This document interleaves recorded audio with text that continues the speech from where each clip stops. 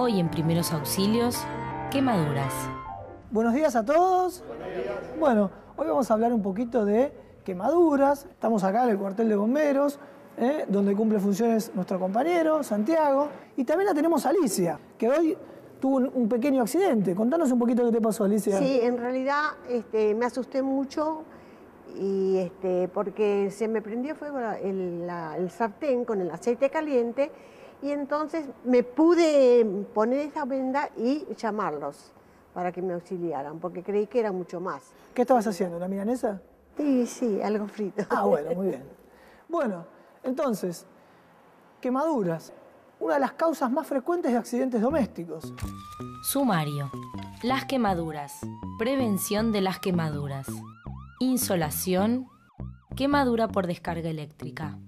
Pero para hablar de quemaduras vamos a empezar a definir las quemaduras. ¿Qué son las quemaduras? Son lesiones que se producen sobre un tejido vivo, producidas por agentes que pueden ser agentes térmicos, agentes eléctricos, agentes radiantes y agentes químicos. Y ante todo, ¿qué debemos evaluar de una quemadura? Bueno, como dijimos recién, evaluar el tipo de agente. Vamos a hablar sobre agentes térmicos. Agentes térmicos podemos tener sólidos, líquidos, o llama o fuego directo. Por ejemplo, ¿qué tipo de agentes térmicos se les ocurren? Un metal caliente. Y el ejemplo más frecuente de un metal caliente, ¿qué puede ser? Una plancha. Una plancha, es un accidente doméstico muy frecuente. Agentes líquidos, ¿qué puede ser? Agua caliente. Agua caliente, ¿qué más? Como le pasó a Alicia. Aceite. Aceite caliente. Y bueno, quemadura por fuego directo. Por ejemplo, que accidentalmente... Una hornalla, exactamente. Con respecto a agentes eléctricos, ¿qué es lo más frecuente que es? Por ejemplo, una descarga eléctrica. Claro, una descarga eléctrica, ¿está bien? Los aparatos eléctricos defectuosos, que tienen mal los enchufes, los tomacorrientes defectuosos y demás. Bueno, otra causa muy frecuente de accidentes dentro del hogar. Las quemaduras por radiación, bueno, lo más frecuente, la radiación ultravioleta, el sol. Y los accidentes por sustancias químicas, las quemaduras por sustancias químicas, pueden ser tanto por sustancias químicas ácidas o alcalinas. Por ejemplo, sustancias químicas ácidas, ¿qué puede ser? Un ácido... ¿Muriático o algo de eso? Exactamente, ácido muriático o ácido clorhídrico, o lo que se utiliza mucho en la industria metalúrgica, el ácido sulfúrico también. Y sustancias químicas alcalinas, puede ser, por ejemplo... La cal. La cal, exactamente, es uno de los ejemplos más clásicos. Hablemos también de la localización. ¿Por qué hablamos de localización? Porque la localización también nos puede marcar un factor de gravedad. En la cabeza, en la cara, en el cuello, son localizaciones muy graves, son de las más graves. También en las zonas de los pliegues, por ejemplo, en los codos, en las rodillas, en las manos y en los genitales. Repasando lo que vimos. Las quemaduras en la cara, cuello, manos, genitales o pliegues de flexión son las de secuelas más graves. Ante una quemadura, se debe evaluar si el agente que la causó fue de tipo térmico, eléctrico, radiante o químico. Mi nombre es Santiago, tengo 26 años, soy bombero. Soy Cecilia, tengo 28 años, tengo 2 hijas. Fundamentalmente quiero hacer este curso para estar capacitado y poder transmitirle a mis compañeros en caso de primeros auxilios, en caso de accidente, la contención necesaria. Soy Romina, soy profesora de inglés. Me ha tocado vivir, ¿no?, en muchos trabajos, diversas clases de accidentes, ¿no? Yo tuve alguna que otra experiencia de primeros auxilios que me pasó a mí o que le pasó a algún compañero y no supe qué hacer. Soy Juan, tengo 34 años. Soy chofer de línea. Siempre tuve como inquietud poder hacer un curso de primeros auxilios para poder ayudar. Me sirve como experiencia nueva en una eventualidad que tenga en el transporte cuando esté trabajando. Me interesó el tema del curso por el tema de accidentes domésticos. Si uno tiene conocimientos de primeros auxilios, puede, en algunas situaciones extremas dentro de su familia, dar una mano bastante importante. Vamos a definir un poco los tipos de quemaduras. Tenemos las quemaduras superficiales, tipo A o de primer grado. Son quemaduras que afectan la primera capa de la piel, que se llama epidermis. Y va a estar producida, ¿por qué? Y por ejemplo, por una exposición prolongada al sol o por una exposición instantánea o rápida a algún agente térmico, por ejemplo, que se nos caiga un poquito de agua en la mano, o como le pasó a Alicia, que se le derramó un poquito de aceite, una exposición rápida a algún agente térmico. Es una quemadura que, por lo general, duele. Sensible. Exacto, la piel sensible, dolorosa, es una quemadura que duele mucho. Después tenemos las que se llaman o denominan intermedias, tipo AB o de segundo grado, como se denominaban antes. Son un tipo de quemaduras un poquito más complejas. Esa lesión, por lo general, va a estar producida por agentes térmicos, pero el tiempo de exposición al agente térmico va a ser un poquito más largo que cuando tuvimos una quemadura tipo A. Acá la piel ya va a estar comprometida en su capa superficial, que se llama epidermis, y en su capa, la segunda capa que sigue la epidermis, que se llama la dermis. Va a estar comprometida la dermis.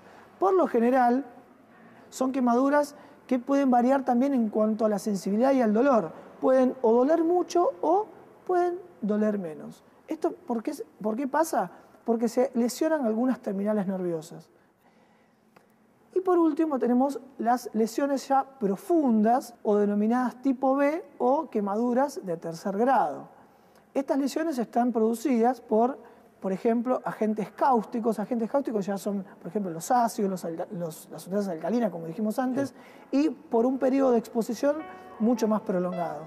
Va a lesionar todas las capas de la piel e inclusive puede lesionar las estructuras y los tejidos que están debajo de la piel. Por ejemplo, músculo, tendones, nervios y hasta el hueso.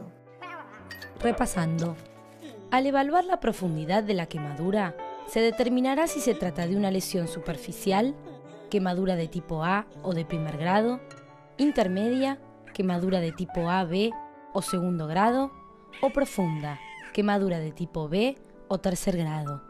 Estas últimas afectan estructuras debajo de la piel y siempre deben ser tratadas por un médico.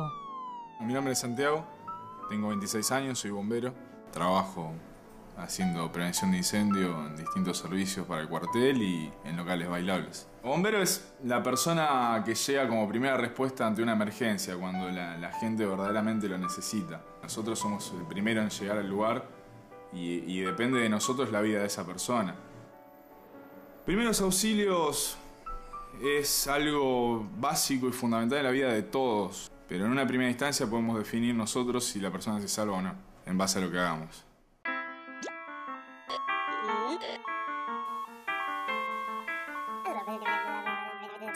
Hoy en Primeros Auxilios, quemaduras. Vamos a empezar a hablar de los primeros auxilios, de cómo vamos a hacer, cómo vamos a accionar ante una quemadura. Primero vamos a empezar a hablar ante una quemadura con fuego directo. ¿Y ante eso qué vamos a hacer? Si tenemos una persona, por ejemplo, que se quema el pelo o la ropa y se empieza a prender fuego, primero tranquilizarnos nosotros, ¿está bien? No desesperar a nosotros, como siempre es la premisa que decimos, porque si nosotros no estamos tranquilos no podemos brindarle ayuda a nadie ni tranquilizar a nadie. Entonces, tranquilizamos a la víctima. Si esa persona está corriendo porque es una situación desesperante, ¿está bien? Se está prendiendo fuego, bueno, la detenemos, tratamos de detenerla y rápidamente apagarle el fuego que tenga, cubrirlo con una manta, con un buzo, con una campera, con lo que tengamos a mano, cubrirla, pero tengamos una precaución. Rápidamente, una vez que terminamos de apagar el fuego, le retiramos la manta. ¿Por qué? Porque ya encima que esa persona tiene una lesión de la vía aérea, seguramente, por el fuego directo... Se puede intoxicar. Exactamente, se puede intoxicar por la inhalación de gases tóxicos. Aflojamos y retiramos la ropa, pero no vamos a retirar la ropa que está adherida a la lesión. Cuando se prende fuego una prenda, seguramente una parte de la ropa va a quedar adherida a la piel. A la quemadura. Esa parte de la ropa no la retiramos, porque vamos a hacer una lesión mucho más grave. Le vamos a retirar los accesorios o prendas que comprimen la lesión. Por ejemplo, si la lesión es en la mano, ¿qué vamos a sacar? El anillo, Claro, el reloj. Exactamente, anillos, reloj, pulseras. Muy bien. Sacamos todo ese tipo de elementos que presionan, que van a hacer presiones. Entonces, ¿qué podemos seguir haciendo? Bueno, la vamos a enfriar, la ponemos bajo un chorro de agua fría, pero el agua que no esté helada. O si no tenemos una canilla cerca, bueno, juntamos agua, está bien, en un balde, en una jarra, en un tachito, donde sea, y mojamos esa quemadura. ¿Para qué? Para refrescar, porque esa persona va a tener mucho dolor. Repasando lo que vimos. Ante una quemadura con fuego directo, se debe tranquilizar a la víctima. Si la persona corre, detenerla, apagarle el fuego y cubrirla con una manta. En caso de incendiarse el cabello, se le debe cubrir la cara para sofocar el fuego y retirar la manta inmediatamente para evitar la inhalación de gases tóxicos. Una vez que refrescamos esa quemadura, nos colocamos un par de guantes y cubrimos esa herida, esa quemadura, con un apósito o una compresa. Humedecemos con un poquito de solución fisiológica o un poquito de agua. ¿Y qué hacemos? Donde está la quemadura, le ponemos un apósito o una gasa húmeda para que la piel se refresque. ¿Qué hacemos después? Vendamos para evitar la contaminación, pero también para fijar esa gasa, ese apósito que pusimos. No tiene que ser muy compresivo, porque recuerden que esto se va a edematizar, se va a hinchar, se va a inflamar mucho. ¿Qué pasa si la quemadura compromete los dedos? Bueno, si compromete los dedos, vendamos dedo por dedo.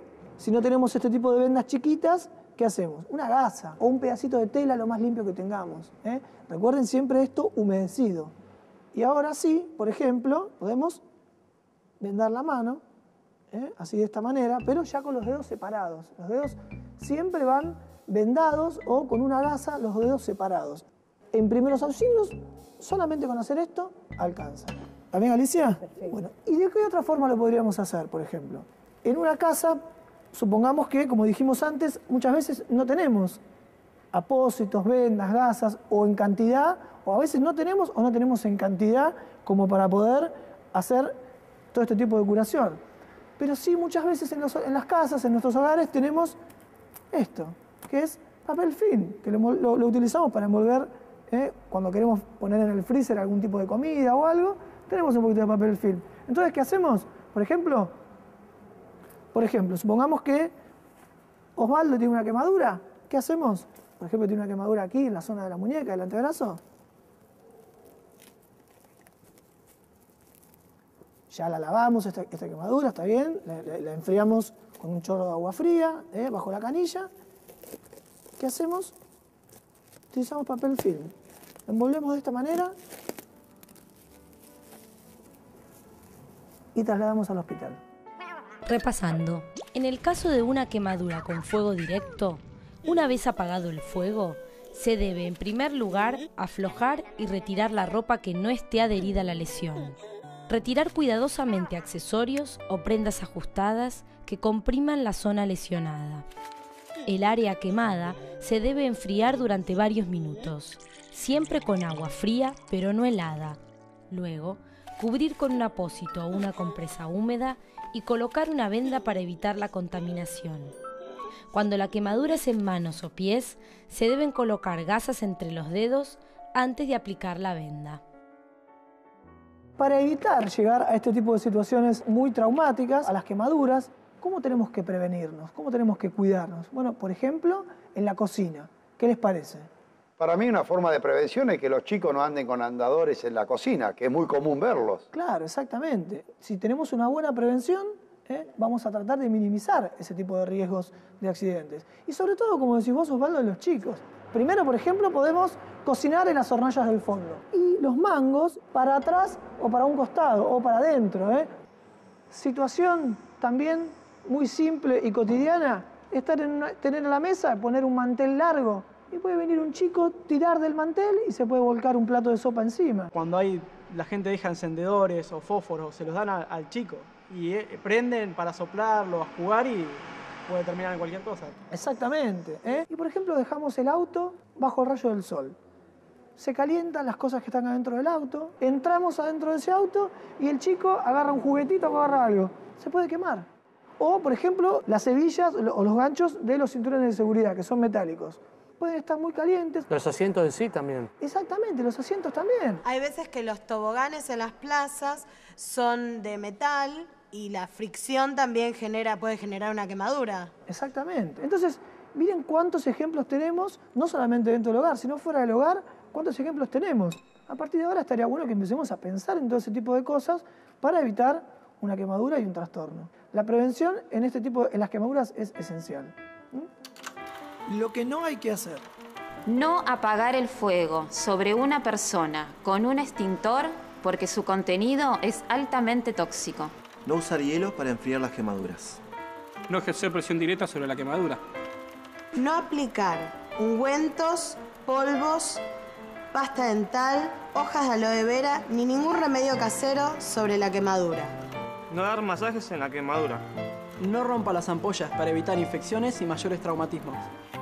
El botiquín de primeros auxilios es un recurso indispensable para todo auxiliador que tenga que asistir a una víctima hasta la llegada de la atención médica. Es importante que sea transportable, que se encuentre en un lugar accesible y que esté organizado y limpio. Los elementos básicos con los que debe estar equipado son gasas estériles y compresas, guantes descartables, algodón, solución fisiológica, povidona iodada, bajalenguas, jabón líquido, vendas, alcohol al 70%, agua oxigenada, termómetro, hisopos, cinta adhesiva, tijera, clorexidina, linterna, pañuelos descartables, bolsas descartables. Y ahora vamos a hablar un poquito de la insolación y el agotamiento. Ustedes dirán, ¿por qué? Porque la insolación, ¿cuándo se va a presentar? Cuando estamos expuestos al sol durante un tiempo prolongado. Y hoy dijimos que cuando nos exponemos al sol durante un tiempo prolongado tenemos una quemadura ¿de qué tipo? Primer grado. Claro, una quemadura tipo A o de primer grado. Muy bien. Entonces, siempre que estemos al sol, tratemos de cuidarnos. Tratemos de tener precaución, prevención. No nos expongamos al sol, sobre todo entre las 10 de la mañana y las 4 de la tarde.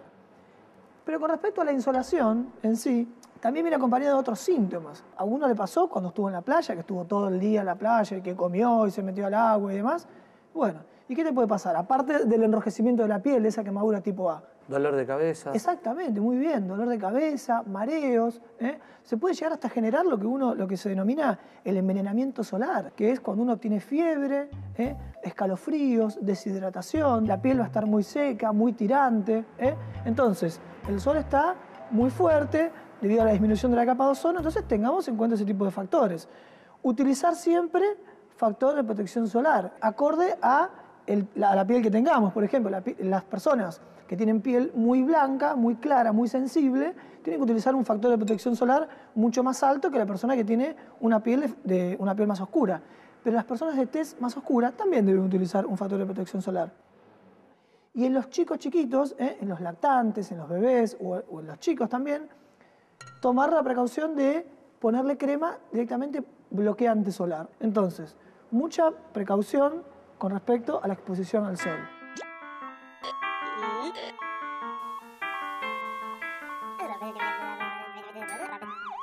Hoy en Primeros Auxilios, quemaduras. Una situación de calor excesivo, aunque no estemos expuestos bajo el rayo del sol durante mucho tiempo, nos puede generar una situación que se llama agotamiento. Entonces, por ejemplo, ¿en qué caso se les ocurre? Y por una larga caminata. Muy bien. Una persona que se va de vacaciones y hace una larga caminata abajo del rayo del sol, bueno, puede sufrir los síntomas del agotamiento. En el verano hace 38 grados, 40 grados y están jugando un partido de fútbol, también te agotás. Exactamente, o sea, por más que estemos jugando una hora y media bajo el rayo del sol, nos exponemos poco al rayo del sol, pero sufrimos todas las consecuencias del calor excesivo. O las personas que trabajan en el campo. No todas las personas que trabajan en el campo trabajan arriba de un tractor o una cosechadora con aire acondicionado. Mucha gente que trabaja en el campo hace trabajo manual y está muchas horas expuesto bajo el rayo del sol. Bueno, entonces en esa persona no solo va a tener síntomas y signos de agotamiento, sino también de insolación. Y con respecto a los síntomas del agotamiento, ¿cuáles van a ser? Bueno, van a ser los mismos que los de la insolación, exactamente los mismos, pero a lo mejor, si estuvieran expuestos durante poco tiempo, no tanto una quemadura tipo A. ¿Cuáles son los primeros auxilios que debemos hacer ante una situación de insolación o de agotamiento? Bueno, ante todo, llevar a la persona a un lugar fresco y aireado, sacarla de debajo del rayo del sol. Retirar las prendas empapadas en sudor, retirarle las ropas que están transpiradas, mojadas. Abanicar a la víctima.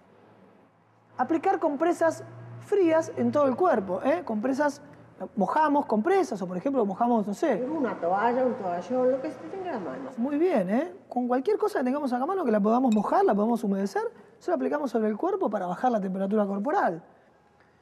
Si tiene algún tipo de lesión, por ejemplo las quemaduras tipo A, cubrimos las lesiones con vendas húmedas, ya vimos cómo hacíamos. Le damos a dar de tomar agua fresca. ¿La insolación puede causar que te baje la presión? Sí. ¿Y qué se debería hacer? Y bueno, en ese caso, como vimos en primeros auxilios, cuando una persona tiene una lipotimia, ¿qué hacemos con esa persona? La recostamos en el piso, la recostamos en el suelo, le elevamos las piernas y hacemos los primeros auxilios en caso de pérdida de la conciencia. Muy importante, si la temperatura corporal no desciende con todas las medidas que tomamos, tenemos que trasladar rápidamente a esta persona a un centro asistencial o llamar a ¿dónde? 107. Muy bien. Repasando lo que vimos. La insolación se presenta por la exposición al sol durante un tiempo prolongado, produciendo una quemadura de primer grado. El agotamiento se presenta a causa del calor excesivo, sin que la exposición al sol haya sido prolongada. Ante un caso de insolación o agotamiento, se debe llevar a la persona a un lugar fresco y aireado. Retirar las prendas empapadas en sudor. Abanicar a la víctima, aplicar compresas frías en todo el cuerpo y cubrir las lesiones con vendas húmedas. Darle agua fresca. Si la temperatura corporal no desciende y aumenta la deshidratación, la persona debe ser rápidamente trasladada a un centro asistencial. Vamos a hablar de un tipo especial de quemadura, que es la quemadura por descarga eléctrica. Si nosotros, por ejemplo, tocamos un enchufe o un artefacto que tiene algún cortocircuito y recibimos una descarga eléctrica, muchas veces la descarga eléctrica tiene una puerta de entrada y muchas veces puede tener una puerta de salida. O sea que la electricidad nos entró por un lugar, por ejemplo por el dedo, y nosotros podemos ver en el dedo una lesión que puede ser una quemadura tipo AB o B, ¿no es cierto? Una lesión que va a ser como una redondeada o en forma de úlcera. Claro, podemos tener esa lesión en el dedo y podemos llegar a tener, si estamos por ejemplo descalzos en el piso, una lesión que se llama puerta de salida. Esto es una situación grave que requiere inmediatamente asistencia en el hospital, o sea, llamaremos al 107 o iremos al hospital o llevaremos a esa persona al hospital. ¿Por qué?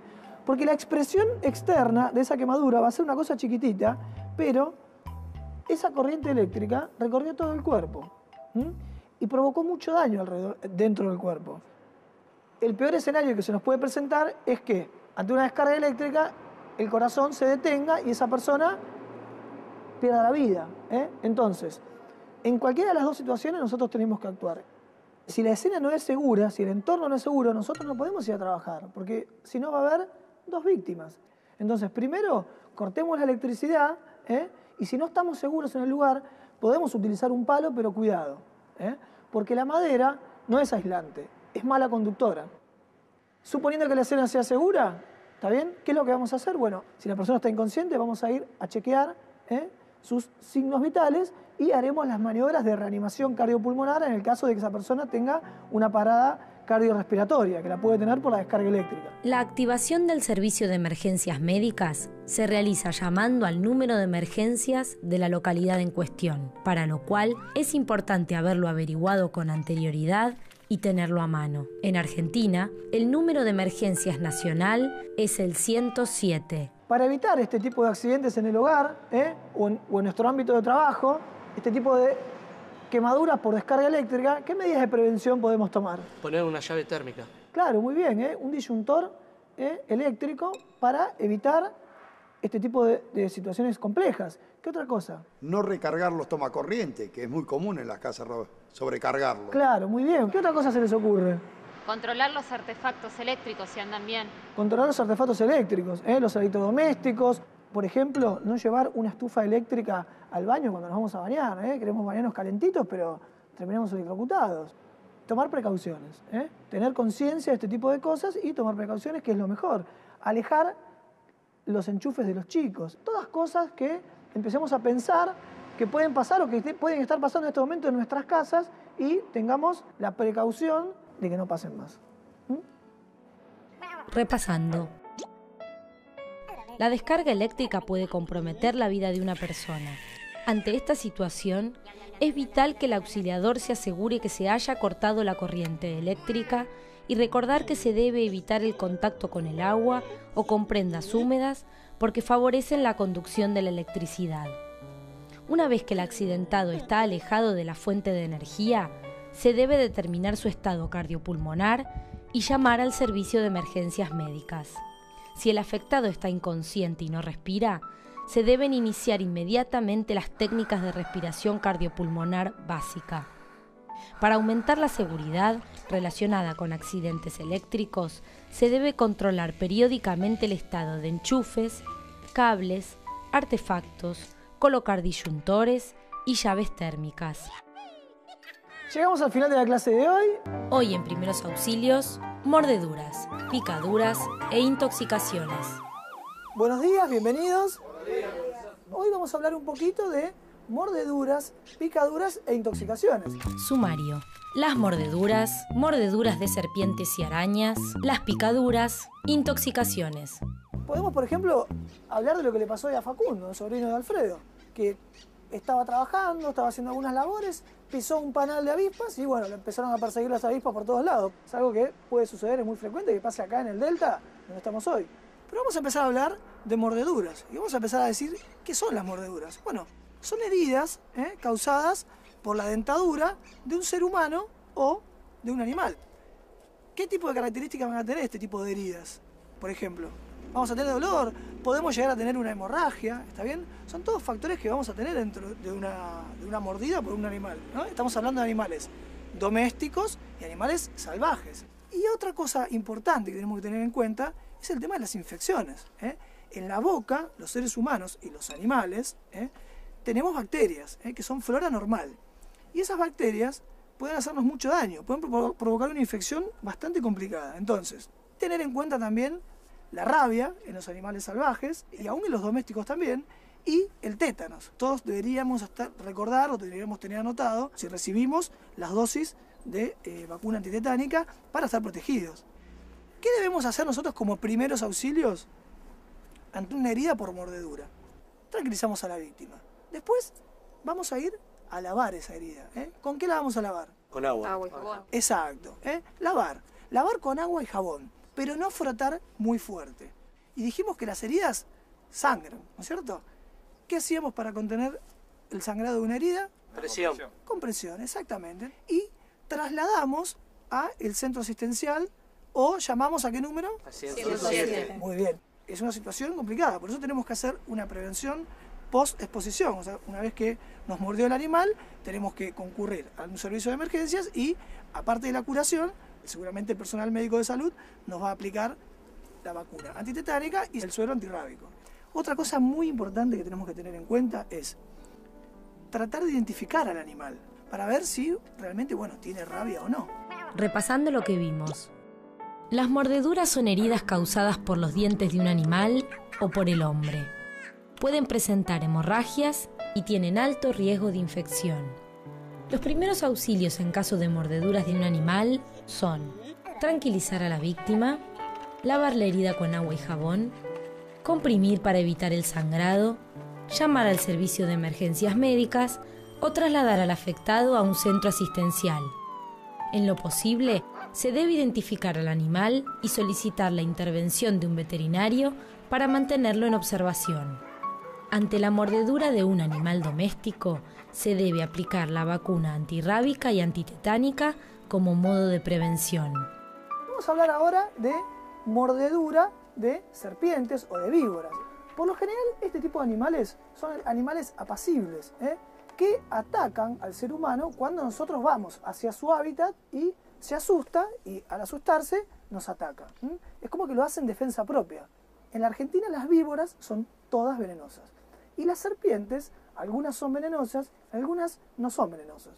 ¿Y cuál es la diferencia sustancial entre la víbora y la serpiente? Bueno, las víboras tienen un aparato glandular, las glándulas que producen veneno son un poco más evolucionadas que las serpientes. Entonces, en la Argentina tenemos 3 tipos de serpientes o víboras venenosas de importancia médico-sanitaria, que son la yarará, la cascabel y la coral. Una pregunta. ¿Cuál sería la mordedura más peligrosa de estas 3 víboras que se está hablando? Bueno, no podemos decir que hay una que es más peligrosa que la otra. Todas, en mayor o menor medida, son importantes. La yarará y la cascabel tienen una cabeza triangular, una cabeza grande, por ejemplo la yarará, que es una de las más conocidas, que tienen unas glándulas productoras de veneno mucho más desarrolladas e inclusive tiene unos colmillos mucho más grandes, o sea, un aparato inoculador mucho más poderoso que el que tiene la víbora de coral. Tenemos que decir que la yarará es por lejos la que más accidentes zoofídicos ocurren en la Argentina, más o menos un 97%. Es muy frecuente encontrar víbora yarará en casi todo el territorio argentino, de norte a sur y de este a oeste. La yarará va a generar un mecanismo de toxicidad, su veneno, es un veneno tóxico, pero es muy importante a nivel local. ¿Qué significa esto? Rápidamente, en cuestión de minutos, vamos a tener una gran inflamación, un gran edema, se empieza a inflamar la zona donde tenemos la mordida y que puede progresar a todo el miembro. Es tanta la inflamación que se genera que hasta a veces se puede romper la piel y se puede provocar una disminución de la irrigación sanguínea de ese miembro y eso va a generar ¿qué? Una isquemia, o sea que es una situación complicada. Y ustedes imagínense con esa inflamación importante que genera si este tipo de víbora nos llega a morder, por ejemplo, en la cara o en el cuello. ¿Qué nos va a generar? Y una inflamación tan grande que nos puede llegar a provocar una asfixia. La cascabel, cuando muerde, inocula el veneno y este veneno tiene una doble acción. Tiene una acción hemolítica, se llama hemolítica, que es que destruye los glóbulos rojos, pero antes puede llegar a generar algo que se llama un síndrome neurotóxico. ¿Qué significa eso? Una parálisis de los músculos, incluidos los músculos respiratorios. Y por último, de estas especies con importancia médico-sanitaria, vamos a hablar de la coral. Genera también un síndrome neurotóxico. ¿Qué significa esto? Bueno, como vimos antes, puede llegar a generar un tipo de parálisis muscular generalizada. Mi nombre es Alfredo Tomás Gutiérrez. Soy Romina, soy profesora de inglés. Soy un luchador de la vida. O sea, lo que me sale en el momento trato de hacerlo, lo que no sé lo aprendo mirando. Siempre tuve como inquietud poder hacer un curso de primeros auxilios para poder ayudar. Yo soy Osvaldo Mario Tartarini, vivo en Moreno. Soy Cecilia, tengo 28 años, tengo 2 hijas. Me ha tocado vivir, ¿no? En muchos trabajos, diversas clases de accidentes, ¿no? Yo tuve alguna que otra experiencia de primeros auxilios que me pasó a mí o que le pasó a algún compañero y no supe qué hacer. Uno con 0 conocimiento de esto se siente impotente ante una situación de esa característica, ¿no? Saber nunca, ¿cómo te podría decir? Nunca está de más. Es fundamental tener conocimientos de primeros auxilios. Todos deberíamos estar preparados para algún evento que quizás podría ocurrir o que a lo mejor no ocurra nunca, pero estar preparado para ese momento. ¿Y cómo nos vamos a dar cuenta que nos mordió una serpiente o una víbora? Y por lo general va a tener la marca de los 2 colmillos o de uno. Y una pequeña herida que va a ser sangrante. ¿Qué tenemos que hacer nosotros en primeros auxilios? Bueno, ante una mordedura de serpiente, tratemos de comunicarnos con el servicio de emergencias o tratar de llevar a esa persona hacia el centro sanitario. Nosotros no vamos a intentar colocar el suero antiofídico. ¿Por qué? Primero porque tenemos que identificar la especie. Si nosotros no sabemos qué tipo de especie mordió a una persona, hay sueros específicos para cada especie, ¿no es cierto? Y hay sueros que se llaman polivalentes, ¿está bien? Pero ¿qué pasa con esto? Nosotros no podemos, haciendo un primer auxilio, aplicar este tipo de sueros. ¿Por qué? Porque estos sueros polivalentes generan mucha reacción alérgica. Puede generar, por ejemplo, que se nos cierre la garganta, como comúnmente se dice, y que esa persona tenga una muerte por asfixia. Lo que sí debemos hacer es colocar a la víctima de la mordedura de serpiente en reposo, evitando de que se mueva, para evitar que ese veneno circule. Vamos a quitar todos los elementos que puedan apretar la zona afectada. Por ejemplo, si la mordedura es en la mano o en el antebrazo, ¿qué vamos a sacar? Relojes, pulseras. Vamos a lavar con agua y jabón, pero con la precaución de no hacerlo muy fuerte. Sí. Cuando te pica una serpiente, una víbora, sí, que a veces dicen que hay que hacer torniquete o presión para que no se expanda el veneno por el cuerpo. Si nosotros aplicamos un torniquete, vamos a cortar aún más la circulación de lo que ya le está cortando el edema que se está generando. Podemos llegar a hacer más daño. Entonces, colocar un vendaje compresivo, pero compresivo, ¿cuánto de compresivo? Y como para que nos permita meter un dedo entre la venda y la piel. Dijimos que puede llegar a provocar un paro respiratorio, que el paro respiratorio nos va a llevar a un paro cardíaco. Entonces, si fuera necesario, aplicar reanimación cardiopulmonar. O sea, la idea es que nosotros actuemos lo más rápido posible, pero aún actuando rápido puede llegar a suceder esto. Puede llegar que ese síndrome neurotóxico del que hablábamos genere un estado de gravedad tal que la persona se le paralicen los músculos del cuerpo, incluidos los músculos respiratorios. Lo que no hay que hacer en caso de mordedura de ofidios. No administrar aspirinas para el dolor, ya que pueden favorecer las hemorragias. No hay que hacer un vendaje muy apretado. No colocar hielo sobre las mordeduras. No soltar el vendaje hasta que el paciente haya recibido el suero antiofídico. No hacer cortes en cruz sobre la marca de las mordeduras. No administrar sueros antiofídicos, ya que las posibilidades de reacciones alérgicas contra el suero son importantes, y estas aumentan si son sueros polivalentes. Las arañas tienen un tipo de estructuras, tienen unas glándulas productoras de veneno, y tienen un tipo de estructuras que se comunican con el exterior que se llaman quelíceros. Por esas estructuras, por esos quelíceros, inoculan el veneno en la presa, ¿para qué? Para inmovilizarla y para comerla. Accidentalmente pueden provocar este tipo de heridas en nosotros. Y en Argentina, como les decía antes, tenemos 3 especies de importancia médico-sanitaria. La araña marrón, que es la más frecuente. ¿Por qué es la más frecuente? Porque es la araña que habita en las casas. Tiene hábitos domiciliarios, la que podemos encontrar, por ejemplo, debajo de...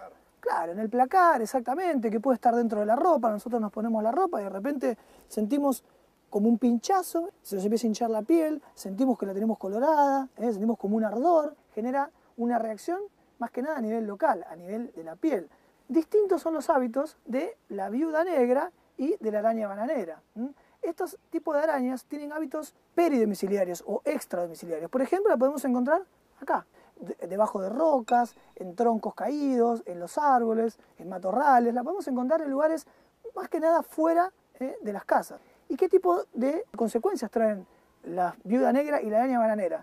Traen algún tipo de consecuencias similares, que tienen un veneno que también es neurotóxico. ¿Y en quién se les ocurre que puede tener consecuencias más graves este tipo de venenos de esta araña? En los niños. Claro, en los niños. Puede llegar inclusive hasta la muerte. Entonces, ¿qué vamos a hacer en los primeros auxilios? Bueno, cosas muy similares a las que hacíamos con las víboras. Ante todo, tranquilizar a la víctima. Si podemos descubrir qué tipo de araña nos inoculó ese veneno, mucho mejor. ¿Por qué? Y porque podemos, cuando trasladamos a esa persona hacia el centro asistencial, podemos decirle al personal médico sanitario: vamos a colocar a la persona en reposo, vamos a quitar los elementos que puedan comprimir la zona y, bueno, esa víctima, sobre todo los chicos, que es más frecuente en los chicos, tienen algún tipo de paro cardiorrespiratorio, bueno, hacerle las maniobras de reanimación cardiopulmonar correspondientes. Es importante también que controlemos sus parámetros vitales. Tenemos que vigilar su frecuencia cardíaca, su respiración, más o menos chequearla cada 5 o 10 minutos hasta que lleguemos hacia el centro de salud. Claudio, acá en el cuadernillo dice no recubrir la herida. ¿Por qué no hay que recubrir las picaduras de araña? Y por ejemplo, porque si se forma esa pequeña vesícula con ese contenido hemorrágico, la podemos romper o reventar esa vesícula, esa ampolla, y eso no sería lo adecuado, no sería lo más conveniente. Repasando lo que vimos, en Argentina existen 3 especies de serpientes venenosas de importancia médico-sanitaria: la yarará, la víbora cascabel y la coral. En el caso de las arañas, pueden presentar peligrosidad la viuda negra, la araña marrón y la araña bananera. Ante una mordedura de serpiente o de araña, se debe llamar al servicio de emergencias médicas, colocar a la persona en reposo y evitar que se mueva. Quitar los elementos que puedan apretar la zona lesionada, lavar con agua limpia y jabón e inmovilizar el miembro afectado. En el caso de las mordeduras de serpientes, se debe, en lo posible, identificar la especie. Colocar un vendaje levemente compresivo, cuidando que el mismo no se suelte hasta que la víctima haya recibido el antídoto. Si fuera necesario, se debe aplicar reanimación cardiopulmonar básica. Mi nombre es Alfredo, tengo 40 años. Viví toda la vida en la isla, hace unos años que me mudé, pero cerca. Siempre estoy viniendo a la isla por trabajo y es una vida totalmente distinta a la ciudad, ¿no? Nada que ver el mover de que es en la ciudad con la isla, tranquilo. Me dedico a muchas actividades, electricidad, albañil, no tengo un oficio, digamos, fijo. La verdad que he hecho de todo un poco, ¿no? Trabajos insólitos de repente, ¿no? Que nunca pensé que iba a hacer. Pero me gusta la aventura. La verdad me gusta aprender muchas cosas. Por ejemplo, este curso de primeros auxilios para mí es muy valioso. Me hubiese gustado seguir una carrera secundaria, universitaria, pero no tuve esa suerte. Entonces, todo lo que me viene a la mano, la posibilidad, trato de aprovecharlo, ¿no?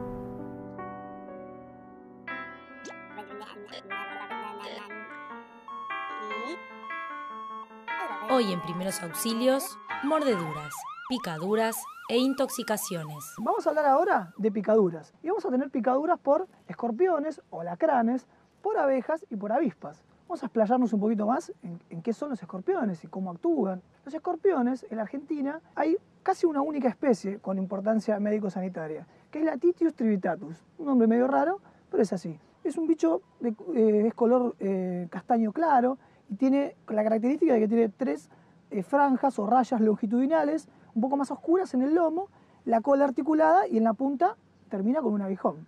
Bueno, lo vamos a encontrar, por ejemplo, en lugares extradomiciliarios. Por ejemplo, en el campo, en el ámbito rural, debajo de piedras, por ejemplo, o debajo de un tronco, en matorrales. Pero se han adaptado muy bien a los ámbitos urbanos. Y podemos encontrarlos, por ejemplo, en Buenos Aires, o en Rosario, o en Córdoba. O sea, los estamos encontrando también en ámbitos urbanos. ¿Y dónde los encontramos en ámbitos urbanos? Adentro de las casas. Podemos encontrarlos, por ejemplo, en lugares oscuros, atrás de un aparador, de un armario, y muchas veces con el peligro que implica que se pueda meter adentro de un zapato, adentro de la cama, que esté en un ropero. Entonces, es una situación peligrosa. En los niños, inclusive puede generar una respuesta exagerada que puede llevar a convulsiones, puede ser complicado.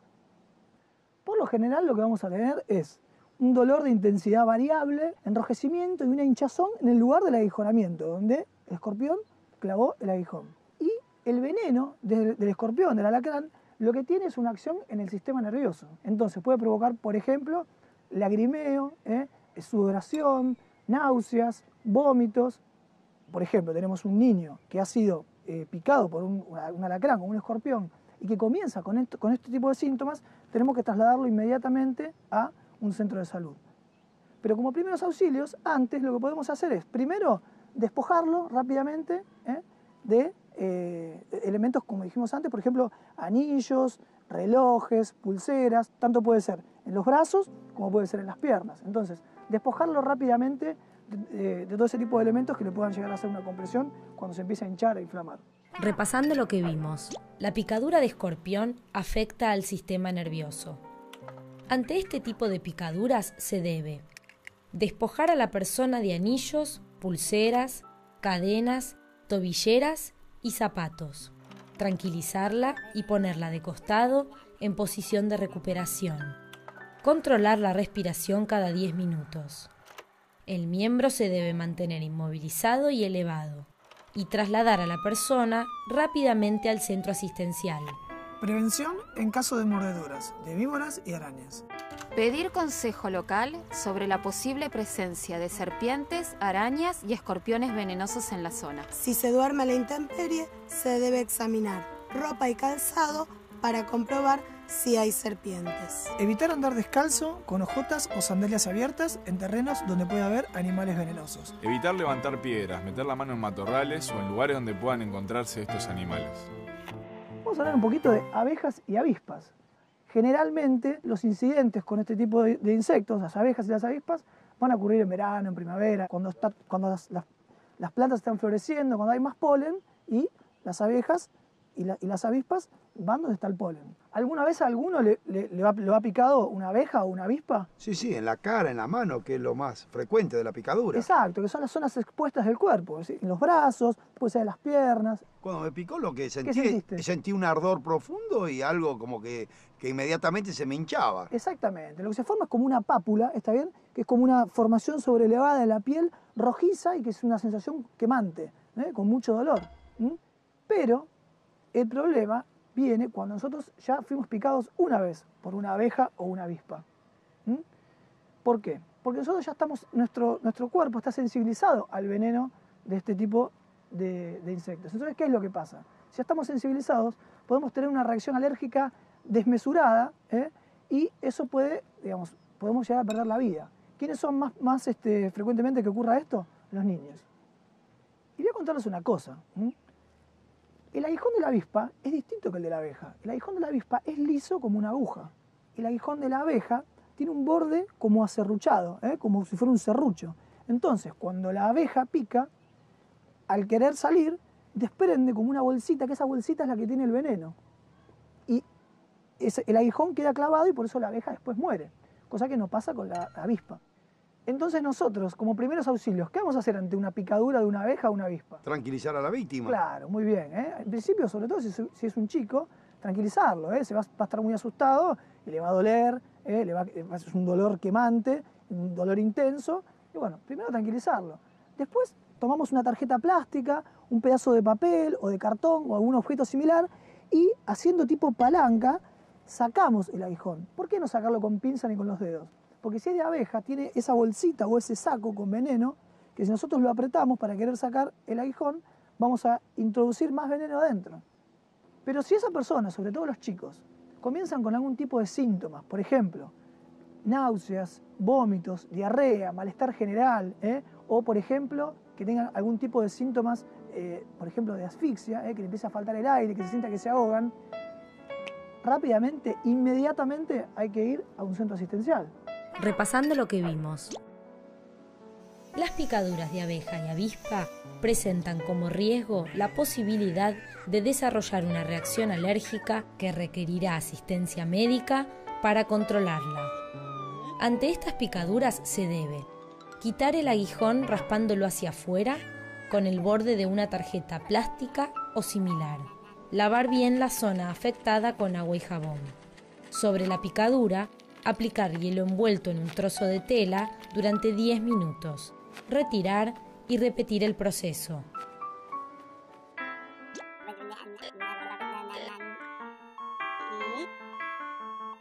Hoy en Primeros Auxilios, mordeduras, picaduras e intoxicaciones. Vamos a definir un poco qué es una intoxicación o un envenenamiento. Bueno, es la exposición a una sustancia dañina, ni más ni menos que eso, una sustancia tóxica, que puede tener diferentes vías de ingreso. Por ejemplo, vía de contacto, por la piel, vía digestiva o vía inhalatoria. Son muy importantes los primeros auxilios en las intoxicaciones. ¿Por qué? Porque nosotros rápidamente le podemos salvar la vida a una persona. ¿Y qué causas conocen ustedes de envenenamientos o intoxicaciones por alguna sustancia? ¿Los insecticidas pueden causar eso? ¿Lo mata mosquito, todo eso? Claro, exactamente. Los insecticidas, los plaguicidas, son muy frecuentes. La intoxicación por monóxido de carbono puede ser. ¿Y qué otras causas recuerdan así rápidamente de intoxicaciones? Medicamentos pueden ser, una sobredosis de aspirina. Claro, por ejemplo, aspirina, que es muy frecuente que haya en una casa. Otras causas, por ejemplo, pintura. ¿Los alimentos también? Muy bien, los alimentos pueden generar una intoxicación. Entonces, los síntomas, una lista larguísima e inmensa. Náuseas, vómitos, mareos, fiebre, malestar general, alteración del estado de las pupilas, alteraciones del estado de la conciencia, por ejemplo, convulsiones, alteraciones en la marcha tambaleante. Los síntomas que va a tener la persona van a estar relacionados primero con la naturaleza del tóxico. También están relacionados con la sensibilidad de esa persona a ese tipo de tóxico y después por la vía de penetración. Si creemos que estamos ante una persona que está intoxicada o si sospechamos que una persona está intoxicada, ¿vamos a esperar que se presenten estos síntomas? No. Vamos a ejercer los primeros auxilios rápidamente. Y para eso, una de las cosas que primero tenemos que hacer es verificar el estado de la conciencia de la persona y pedir asesoramiento al Centro Nacional de Intoxicaciones. Acá en Buenos Aires, por ejemplo, podemos llamar al Hospital Posadas o podemos llamar al Hospital de Niños Ricardo Gutiérrez. Y siempre va a haber una persona del otro lado de la línea de teléfono que nos va a estar asesorando sobre qué es lo que debemos hacer rápidamente hasta que nosotros podamos trasladar a la víctima hacia un centro asistencial. Entonces, ante una intoxicación por ingestión, por ejemplo, si la víctima presenta quemaduras en los labios o en la boca, significa que a lo mejor ingirió algún tipo de sustancia cáustica. ¿Qué debemos hacer? Aplicarle abundante agua fría. Liberar las vías respiratorias. Recuerden siempre esto. Si esta persona que ingirió algo vomita espontáneamente, traten primero de ponerse guantes y cuidarse ustedes. Y si no, de alguna manera meter la mano en una bolsita de plástico, de nylon y juntar un resto de ese vómito. Como dice acá, para poder analizarlo. Repasando lo que vimos. Cuando se produce una intoxicación, se debe llamar siempre al centro de toxicología para pedir orientación. Ante una intoxicación por ingestión, en caso de que la víctima presente quemaduras en los labios o en la boca, se le debe aplicar abundante agua fría. Las vías respiratorias se deben mantener libres de secreciones. Si se presentan vómitos, siempre hay que recoger una muestra para que el mismo pueda ser analizado y colocar a la víctima en posición de recuperación. Los recipientes que estén cerca de la persona intoxicada deben ser llevados a una institución de salud, con el fin de que su contenido sea analizado. Lo que no hay que hacer en caso de intoxicaciones. No se debe administrar sustancia por vía oral a una víctima inconsciente. No se debe neutralizar el veneno con jugo de limón o vinagre, al menos que lo indique un médico. No se debe utilizar un antídoto para todo uso. No se debe esperar a que se presenten los síntomas si se sospecha que la persona se intoxicó. Una causa muy frecuente también de intoxicaciones por ingestión, como estamos viendo acá, son los insecticidas. Los insecticidas que podemos llegar a intoxicarnos, por ejemplo, cuando consumimos, como dijimos antes, una fruta o una verdura que no la lavamos bien. Pero no solamente va a ocurrir una intoxicación por órganos fosforados, en este caso por insecticidas, cuando los ingerimos porque no lavamos bien las frutas o las verduras. También pueden tener intoxicaciones por contacto y por inhalación de las pulverizaciones las personas que trabajan en el campo y están aplicando esos productos a esas frutas y esas verduras. Si la intoxicación se produce por contacto, se deben quitar las ropas que estén contaminadas, lavar la zona con agua y jabón, vigilar la respiración y demás signos vitales y trasladar urgentemente a un centro asistencial. Una de las causas más frecuentes de intoxicaciones que nosotros vemos en los hospitales es la intoxicación por monóxido de carbono. Es muy frecuente, sobre todo en hogares donde hay gaseros, donde hay una mala combustión. Entonces se puede producir este gas que es un veneno, que es tóxico. Nosotros lo que tenemos que hacer es rápidamente sacar a la víctima de ese lugar que está cerrado. ¿Se le puede dar de tomar algo? No, no es lo más conveniente. Por ejemplo, si nosotros llegamos a tiempo, los síntomas que va a tener primero, si la persona está consciente, es un dolor de cabeza muy intenso. Mareos, náuseas, puede llegar a vomitar. Y si ya llegamos en un periodo en el cual esa persona está inconsciente, vamos a encontrar que esa persona tiene flacidez en los músculos, ¿está bien? Y está en un estado de inconsciencia. Entonces esa persona está inconsciente, no le vamos a dar nada para tomar. Inmediatamente lo que tenemos que hacer es retirar a esa víctima del lugar donde se está intoxicando, llevarlo al aire libre, si es necesario, darle respiración asistida, o sea, hacerle maniobras de reanimación. E inmediatamente tenemos que trasladarlo a un centro asistencial. Repasando lo que vimos. Ante una intoxicación por monóxido de carbono, la víctima puede estar consciente o inconsciente. Los primeros auxilios en estos casos son apartar al intoxicado del ambiente nocivo y llevarlo al aire libre, darle respiración asistida en caso de que sea necesario y trasladar urgentemente al centro asistencial. Llegamos al final de la clase de hoy. ¿Qué? Me parece que el señor se está ahogando. ¿Qué señor? El que está ahí.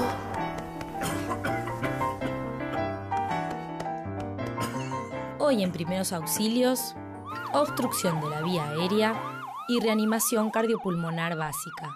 Hola, buenos días a todos. Hoy vamos a hablar de obstrucción de la vía aérea y reanimación o resucitación cardiopulmonar. Sumario. Obstrucción de la vía aérea.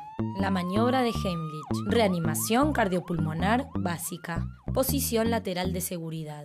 Bueno, acá estamos con el compañero acá, Marcelo, que sufrió un atragantamiento mientras estaba comiendo. Bueno, cosas que pueden pasar, ¿no es cierto?, en cualquier lugar. Nos pueden pasar en una casa, en un bar como este. ¿Y qué causas se les ocurren o se imaginan que pueden causar una obstrucción de la vía aérea, por ejemplo? Y, por ejemplo, una moneda que se trague un chico. Claro, una moneda, un chico que está jugando, una moneda, una bolita. Ahora, ¿cómo nosotros nos vamos a dar cuenta que tenemos una obstrucción de la vía aérea? Bueno, ante todo tenemos que decir que la obstrucción de la vía aérea puede ser parcial o total. ¿Cuáles son las características de esto? Bueno, la persona, la víctima que padece esa obstrucción parcial, va a tener algún tipo de ruido respiratorio. Ese sonido a nosotros nos indica que por lo menos el aire está entrando y saliendo, a lo mejor en poca cantidad. Y en la obstrucción total, ¿cuál es la diferencia? Muy simple, esa persona no va a poder hablar, ni vamos a sentir ruidos respiratorios. Y un signo muy característico que es universal de la obstrucción total de la vía aérea es que la víctima por lo general suele llevarse las manos así al cuello, como que se agarra el cuello. ¿Cuándo y cómo vamos a actuar ante una obstrucción parcial y una obstrucción total? Esta persona seguro, la persona que tenga esta obstrucción parcial, va a tener un mecanismo reflejo de la tos, va a empezar a toser. Entonces ahí nosotros no vamos a interferir con ese acceso de tos. Entonces nosotros lo que tenemos que hacer es estimularla, no golpeándola, estimularla, decirle, vamos, tosé, dale, quédate tranquilo, tranquilizar a la persona, tranquilizar a la víctima y hacer que tosa.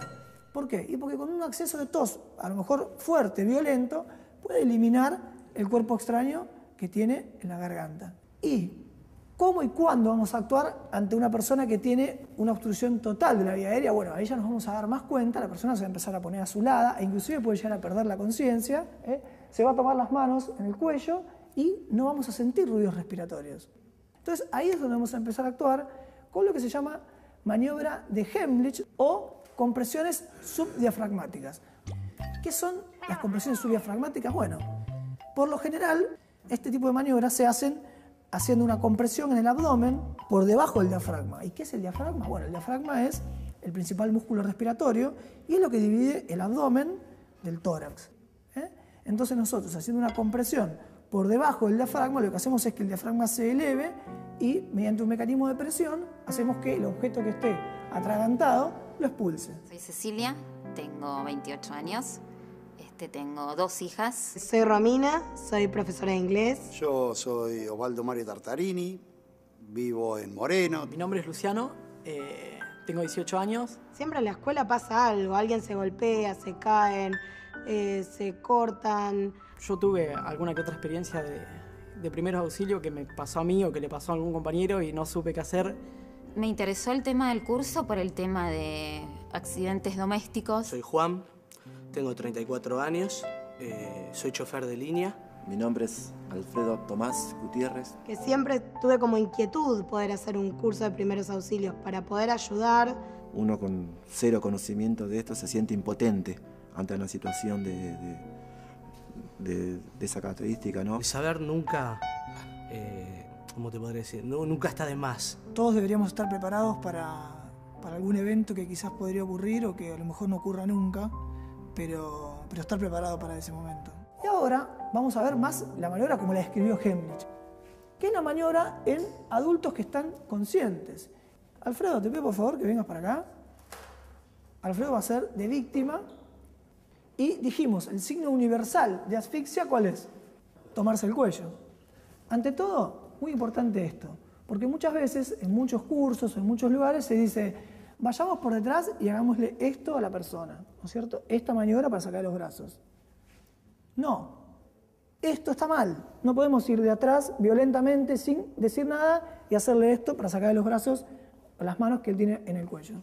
Tenemos que, ante todo, abordar a la víctima, como vimos, siempre de frente y decirle, quédate tranquilo, yo te voy a ayudar, sé hacer maniobras de primeros auxilios.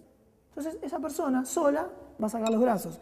Sacate los brazos de la garganta, Entonces, ahora sí, nosotros vamos a hacer la maniobra. Rodeamos a la víctima por detrás y colocamos En una mano hacemos un puño y la parte del dedo pulgar la apoyamos en la boca del estómago. ¿Cómo hacemos? Medimos rápidamente entre el ombligo y donde empieza el esternón. Ponemos un puño siempre en la mitad, y con la otra mano envolvemos ese puño de esta manera. ¿Y qué es lo que hacemos? Hacemos 10 compresiones hacia atrás y hacia arriba. O sea, la maniobra es esta, hacia atrás y hacia arriba, así, de esta manera. Y tenemos que hacer una fuerza tal como para levantarlo del piso. ¿Por qué? Y porque imagínense, tenemos más o menos la misma contextura. A mí me va a costar hacer esta maniobra con la fuerza necesaria como para desobstruir el objeto que está causando la asfixia.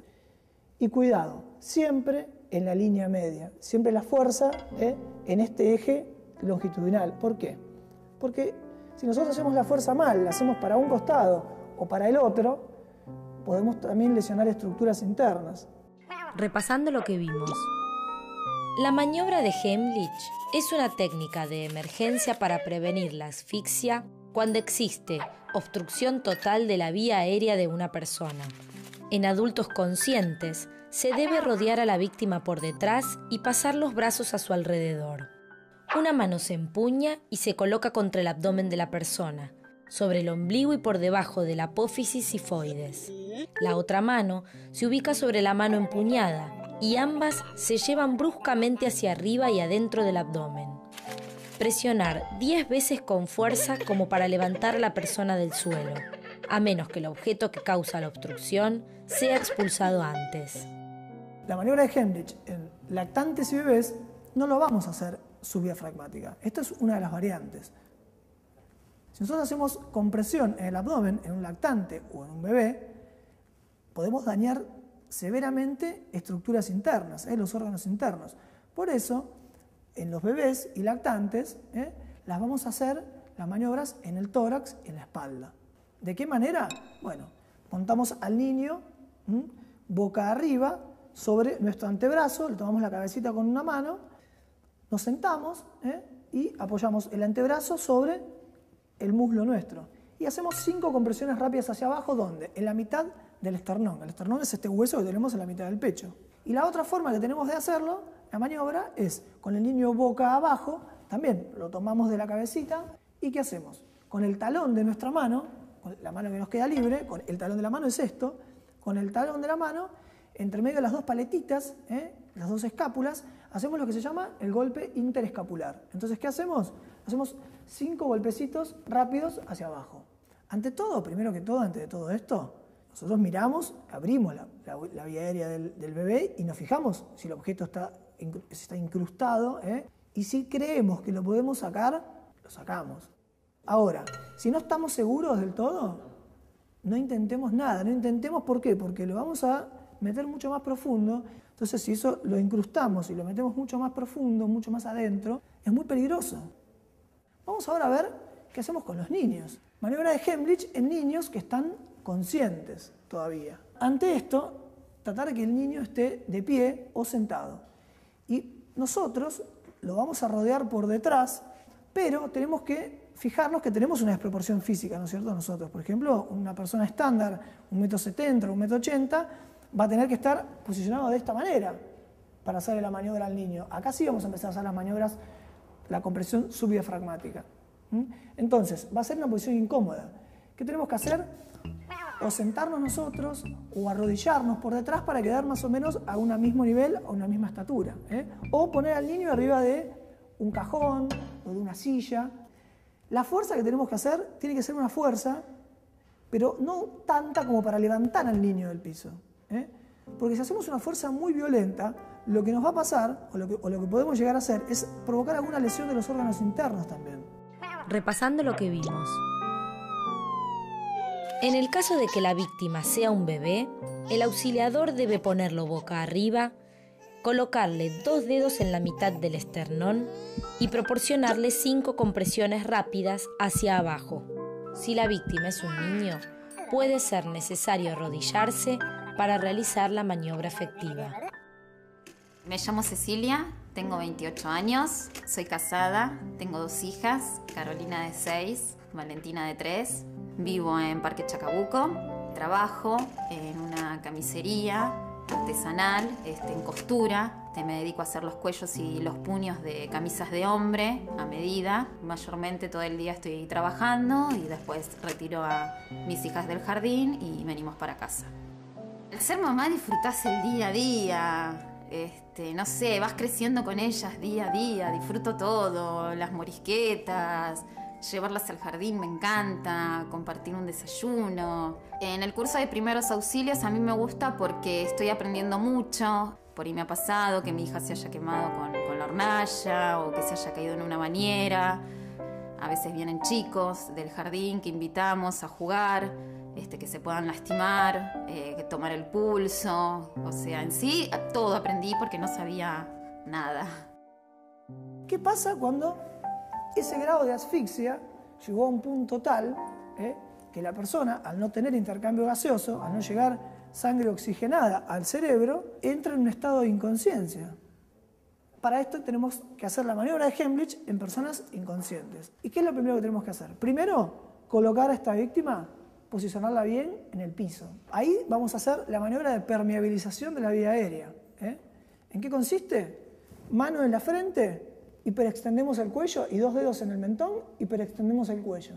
Si vemos el objeto que lo está obstruyendo y creemos que lo podemos agarrar, lo sacamos. Una vez colocada la víctima recostada en el suelo, boca arriba, nosotros nos ponemos encima de la víctima como ahorcajadas. Ahorcajadas, que significa encima, más o menos a la altura de la mitad del cuerpo. Ahí, ¿qué hacemos? Con los brazos estirados, la otra mano entrecruzamos los dedos y hacemos la fuerza, en este caso, para abajo y para arriba. Repasando. Si la persona está inconsciente o existe desproporción física entre la víctima y el auxiliador, la maniobra de Heimlich se debe realizar colocando a la persona de espaldas en el suelo. El auxiliador se coloca encima y a horcajadas. Con los brazos extendidos, el talón de la mano se ubica contra el abdomen de la víctima, sobre el ombligo y bajo la apófisis sifoides. La otra mano se ubica sobre la primera y ambas comprimen bruscamente el abdomen hacia abajo y arriba, teniendo cuidado de dirigir la compresión sobre la línea media. Esto se repite 10 veces, a menos que el objeto que causa la obstrucción sea expulsado antes. La otra situación es en las embarazadas. Vení, por favor. Supongamos que ella está embarazada. ¿Nosotros vamos a hacer las compresiones en el abdomen? ¿Subdiafragmáticas? No, nunca. Nunca, porque podemos ocasionar un daño terrible. Entonces, las compresiones, en este caso, las vamos a hacer sobre el tórax. Entonces, más o menos en la mitad del tórax, lo que hacemos es, la rodeamos por detrás y colocamos un puño, el puño igual que como hacíamos la maniobra para los adultos, el puño y con el dedo pulgar en la mitad del pecho, en la mitad del hueso esternón. Colocamos un puño, con la otra mano rodeamos el puño y hacemos la fuerza sobre el tórax. ¿Por qué hacemos esto? Y hacemos esto porque no podemos hacerlo sobre el abdomen. Sería peligrosísimo. Entonces la maniobra la hacemos hundiendo el tórax para que esa presión que estamos ejerciendo en el tórax haga que se expulse el cuerpo extraño, el objeto que tenemos que nos está provocando la asfixia. Lo que no se debe hacer en caso de obstrucción de la vía aérea. No se debe intentar retirar a un cuerpo extraño de la vía aérea si el auxiliador no alcanza a verlo. En mujeres embarazadas, las compresiones no se deben realizar en el abdomen, sino en el tórax, haciendo presión sobre el esternón. Ahora vamos a hablar de una parte importante de este curso, que es la reanimación cardiopulmonar o la resucitación cardiopulmonar. Y vamos a ver por qué se llega, cómo se llega a que tengamos que hacer una reanimación cardiopulmonar. El infarto de miocardio o ataque cardíaco, ¿qué es? Es cuando se obstruye alguna de las arterias coronarias que irrigan el corazón. Si alguna de esas arterias se obstruye en algún punto, todo el territorio que viene por debajo de esa obstrucción no llega sangre y no llega oxígeno. Por lo tanto, toda esa zona del corazón, toda esa parte del corazón, sufre una isquemia. La isquemia es que no le llega oxígeno, ¿está bien? ¿Qué es lo que pasa si esa zona del corazón muere o esa zona del corazón queda isquémica? Se puede llegar a generar paro cardiorrespiratorio. ¿Qué es un paro cardiorrespiratorio? Bueno, es el cese de la actividad pulmonar y de la actividad cardíaca, de la actividad mecánica cardíaca. El corazón es una bomba, se contrae, sale sangre, entonces no vamos a tener más actividad mecánica cardíaca. Eso es el paro cardiorrespiratorio.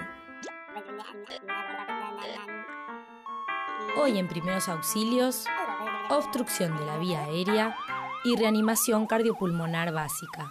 Entonces ahora acá, con este maniquí, con este muchacho que acá se los presento, vamos a ensayar un poco la parte práctica de todo esto. Recordemos un poquito cómo eran los pasos. La seguridad de la escena, la verificación del estado de conciencia. Siempre, acá lo tenemos para ensayarlo. Abordamos a la persona de frente. Señor, ¿me escucha? ¿Qué le pasa? ¿Se siente bien? Le hablamos.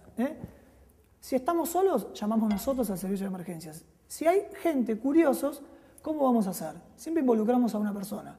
Vos, llamá al 107 y decirle que hay una persona inconsciente en la calle Felipe Vallese 776. Y volvé y decime qué te dijeron. Es importante ese punto. ¿Por qué? Porque a lo mejor esa persona tenía muchas ganas de colaborar, pero se asustó, se fue y nunca más volvió. Entonces nosotros vamos a estar haciendo estas maniobras de reanimación, ¿hasta cuándo? La activación del servicio de emergencias médicas se realiza llamando al número de emergencias de la localidad en cuestión, para lo cual es importante haberlo averiguado con anterioridad y tenerlo a mano. En Argentina, el número de emergencias nacional es el 107. La persona encargada de comunicarse debe informar con tranquilidad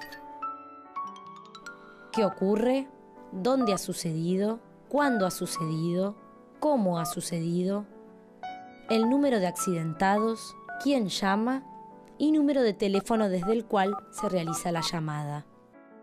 Vamos a posicionar a la víctima. A lo mejor puede ser que esta víctima esté de costado, o tenga una pierna por encima de la otra. Entonces vamos a ponerla bien acostada en el piso. Y vamos a hacer lo siguiente. Vamos a permeabilizar la vía aérea. ¿Cómo hacemos? Bueno, como dijimos antes, mano en la frente, 2 dedos en el mentón, hiperextendemos el cuello, de esta manera. Entonces, entreabrimos la boca y de esta manera, ¿por qué hacemos esto? Porque recuerden que la base de la lengua, en todas las personas inconscientes, la lengua es la principal causa de obstrucción de la vía aérea.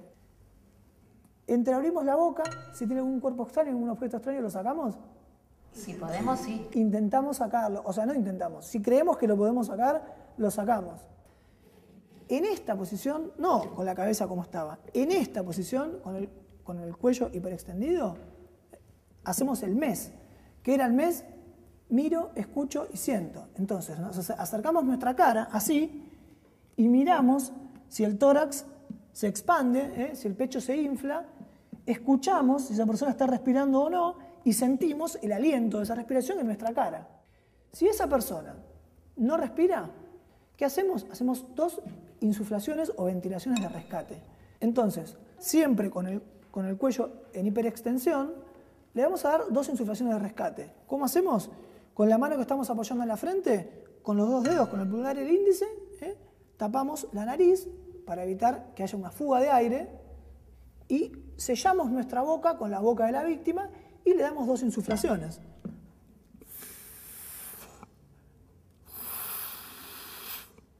¿Ven cómo el tórax se expande? Bueno, si yo quisiera hacer esto de esta manera, con el cuello normal, con la persona acostada normal, miren lo que pasa. Nada. Recuerden eso. Recuerden siempre hacer esta maniobra de hiperextensión. Entonces, dimos las 2 ventilaciones de rescate. ¿Qué es lo siguiente que tenemos que hacer? Bueno, verificamos el pulso de esta persona. En este caso, el pulso, ¿dónde lo vamos a tomar? A nivel central, el pulso carotídeo. Entonces, ubicamos en la línea media, siempre tomemos puntos de referencia para que se nos haga más fácil todo. Esto, la nuez de Adán, el centro del cuello. Entonces, tomamos como ese punto de referencia, 2 o 3 centímetros para ambos lados, con 2 dedos tomamos el pulso central o carotídeo. ¿Qué vamos a hacer si esa persona no tiene pulso? Bueno, vamos a empezar con con las maniobras de reanimación cardiopulmonar. Vamos a empezar con las compresiones torácicas. Recordemos el concepto de la reanimación cardiopulmonar básica. Es un intento por restablecer la circulación y la respiración mediante el masaje del tórax. Entonces, tengamos en cuenta que la persona tiene ropa y debemos hacerlo levantarle la ropa o desabrocharle la ropa, no sobre las prendas. ¿Por qué? Y porque se va a amortiguar mucho el masaje que nosotros vamos a hacer. Y aparte para poder ubicarnos nosotros anatómicamente en esa persona, dónde tenemos que posicionar nuestras manos para hacer el masaje. Entonces, tomamos el reborde de las costillas. Seguimos el reborde de las costillas hacia el centro, donde está el apófisis xifoides, que es donde termina este hueso que está en el medio del pecho, que es el hueso del esternón. Colocamos dos dedos, dos traveses de dedo, y al lado, paralelo, colocamos el talón de la mano. Esto más o menos es a la altura de las tetillas.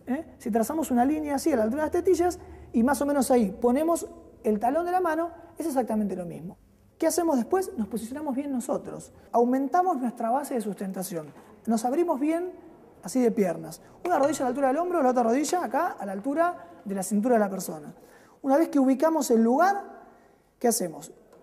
Apoyamos el talón de una de las manos, entrelazamos los dedos con la otra mano y nos vamos hacia adelante.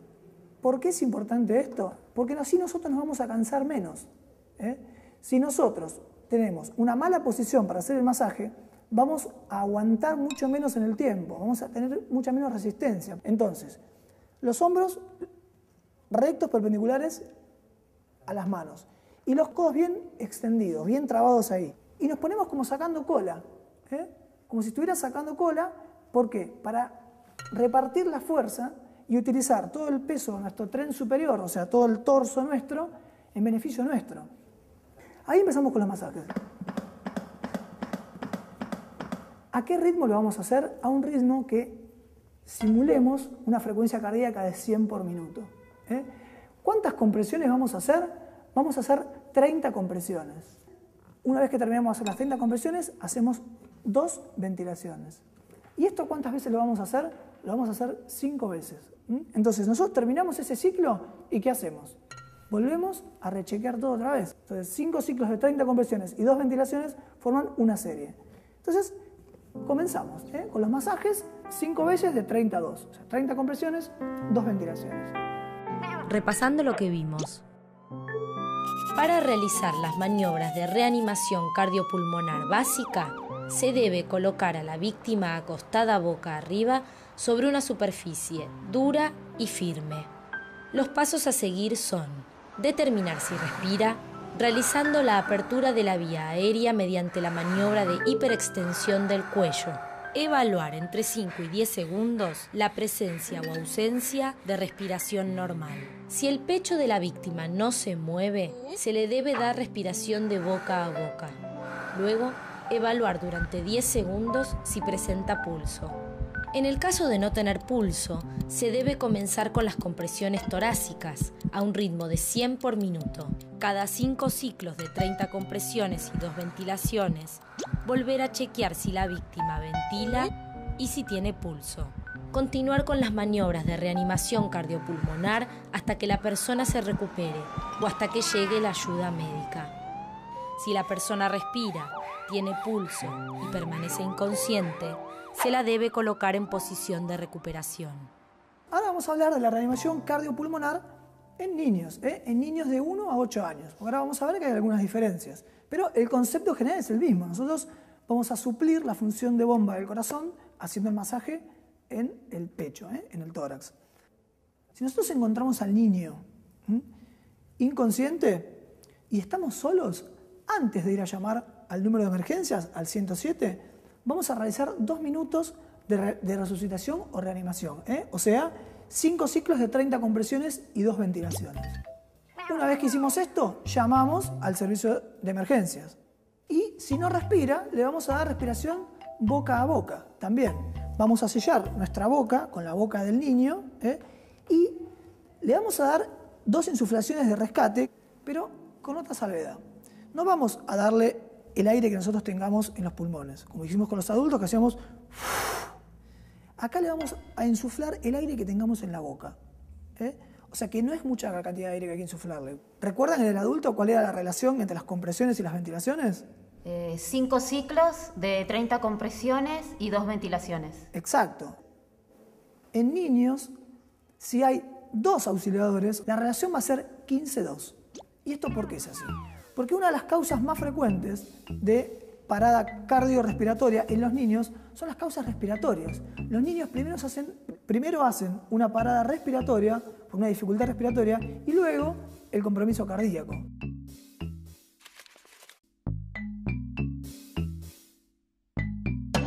Ahora, ¿qué pasa con los bebés, los lactantes? Establecemos estado de inconsciencia, pero en un chico no puede hablar o no puede respondernos. Bueno, lo estimulamos en la planta de los pies. Antes dijimos en los adultos y en los niños de 1 a 8 años que nosotros sellábamos nuestra boca con la boca del niño o del adulto. En los lactantes es boca, nariz, boca. ¿Qué significa? Nosotros con nuestra boca, dentro de nuestra boca vamos a incluir la boca y la nariz del lactante. Una pregunta, ¿en los lactantes las compresiones son con la mano también? No, muy bien, esa es otra diferencia sustancial. En los lactantes las compresiones son a la altura de las mamilas, un poquitito más abajo, en el medio del pecho y con 2 dedos. Con 2 dedos, con el índice y el dedo medio, hacemos las compresiones de esta manera. Tenemos que hacer que el tórax se hunda más o menos 1/3, o sea, que sea una compresión profunda para nosotros suplir ese mecanismo de bomba del corazón. Nosotros lo hacemos desde afuera. Entonces, pasemos a limpio. En los adultos, las compresiones con las 2 manos. En los niños puede ser con el talón de una de las manos o con las 2, y en los lactantes con 2 dedos en el centro del pecho. Repasando lo que vimos. Para realizar reanimación cardiopulmonar en niños de 1 a 8 años, primero se debe establecer la inconsciencia tomándolo por los hombros y sacudiéndolo para ver si contesta. Si el auxiliador se encuentra solo, antes de llamar al servicio de emergencias médicas, realizar 2 minutos de resucitación. La apertura de la vía aérea se debe hacer tirando la cabeza hacia atrás y colocando la palma de una de las manos sobre la frente del niño y los dedos índice y medio de la otra mano en el mentón. Si no respira, dar respiración de boca a boca. Las compresiones del tórax se deben hacer con el talón de una o 2 manos, comprimiendo en el centro del pecho a la altura de las tetillas. En menores de 1 año, la respiración de boca a boca se realiza haciendo un sello con los labios alrededor de la boca y la nariz del bebé y soplando 2 veces hasta ver que el pecho se eleva. Si no respira, se debe comenzar con las compresiones hasta la llegada del servicio de emergencias médicas. ¿Hasta cuándo se debe continuar en las maniobras de reanimación cardiopulmonar? Hasta que la persona se recupere. Hasta la llegada de la atención médica. Hasta que el auxiliador no esté en condiciones de continuar. Hasta que algún otro auxiliador nos reemplace en la maniobra. Hoy en Primeros Auxilios, obstrucción de la vía aérea y reanimación cardiopulmonar básica. Y ahora por último vamos a ver qué hacemos con una persona que estuvimos reanimándola y recuperó el pulso y recuperó su respiración. Bueno, la vamos a poner en posición lateral de seguridad. ¿Para qué? Y para evitar el atragantamiento y la aspiración de vómito. Entonces es muy importante aprender bien esta maniobra porque nos puede ser muy útil una vez que terminamos de hacer la reanimación cardiopulmonar de una persona. La posición lateral de seguridad o posición de recuperación previene la aspiración de contenido gástrico en víctimas inconscientes. Los pasos a seguir para lograr una posición correcta son: 1. Colocar a la persona tumbada boca arriba. 2. Flexionarle el brazo del lado interno para formar un ángulo recto con su cuerpo. 3. Con la pierna del lado interno recta, se flexiona la pierna del lado externo hasta formar un ángulo con el cuerpo. 4. Girar el cuerpo de la persona hasta que quede de costado. 5º y último paso, colocar el dorso de la mano del lado externo bajo la mejilla.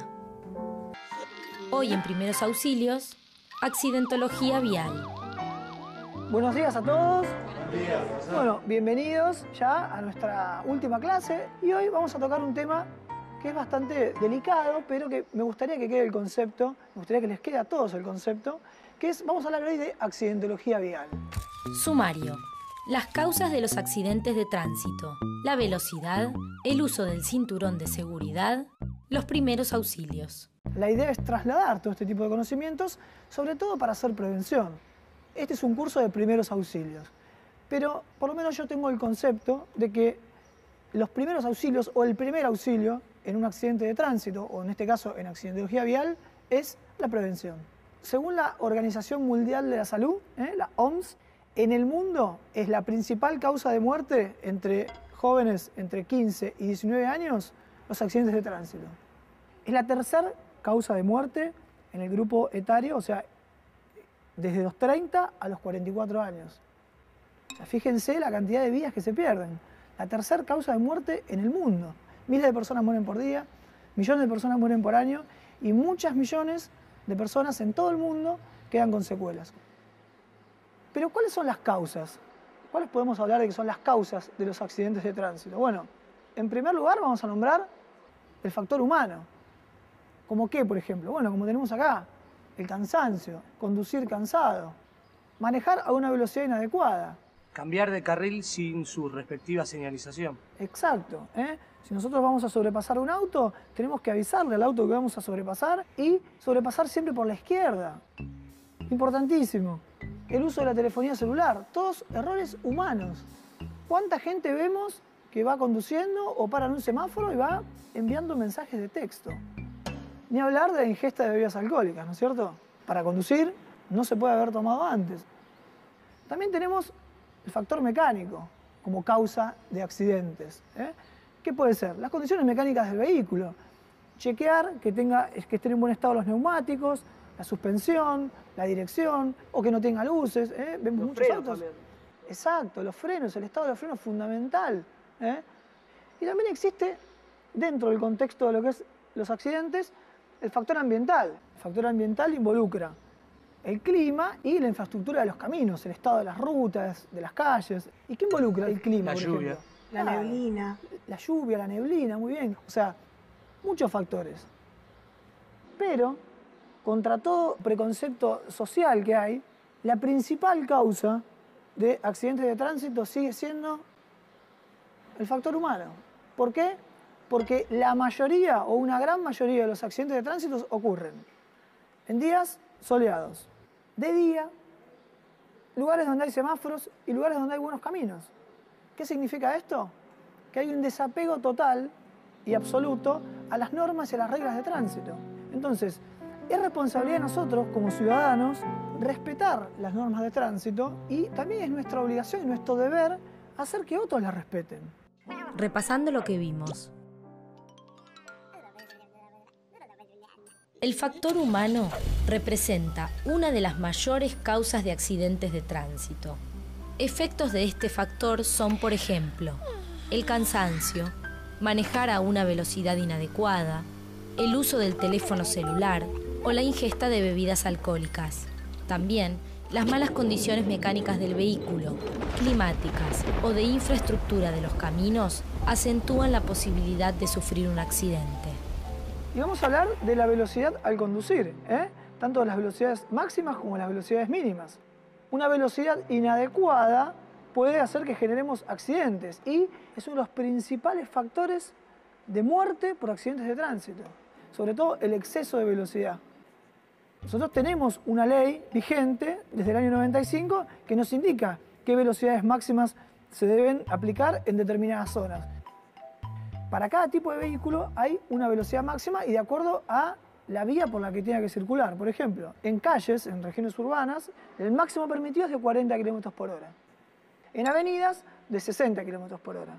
En autos y en motocicletas, en rutas 110 y en autopistas hasta 130. Ese es el máximo.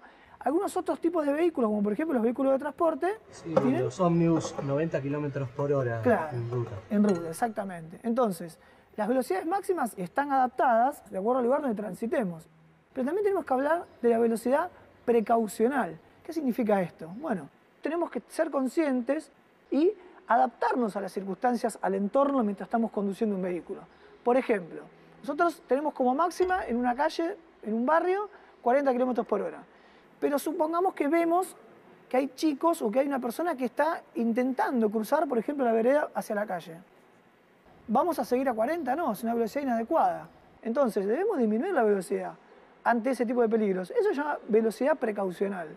Entonces, tenemos que tener cuidado de todo ese tipo de cosas y hacerlo responsablemente, prestando mucha atención cuando manejamos, no distraernos, porque nos podemos perder de este tipo de cosas. O sea, tomemos esas medidas de prevención que todos deberíamos saber.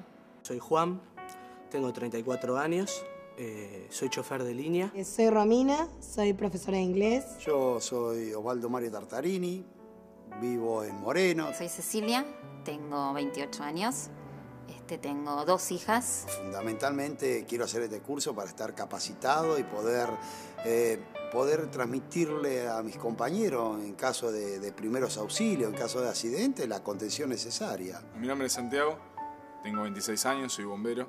Mi nombre es Luciano, tengo 18 años. Me interesó el tema del curso por el tema de accidentes domésticos. Mi nombre es Alfredo Tomás Gutiérrez. Que siempre tuve como inquietud poder hacer un curso de primeros auxilios para poder ayudar. Soy un luchador de la vida. O sea, lo que me sale en el momento trato de hacerlo, lo que no sé lo aprendo mirando. Me sirve como experiencia nueva en una eventualidad que tenga en el transporte cuando esté trabajando.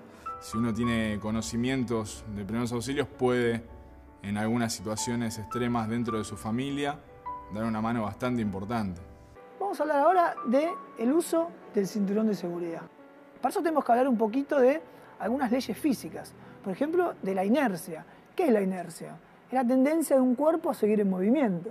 ¿Está bien? Entonces, cuando un cuerpo sufre una desaceleración brusca, esa transferencia de fuerza hacia ese cuerpo hace que aumente su peso.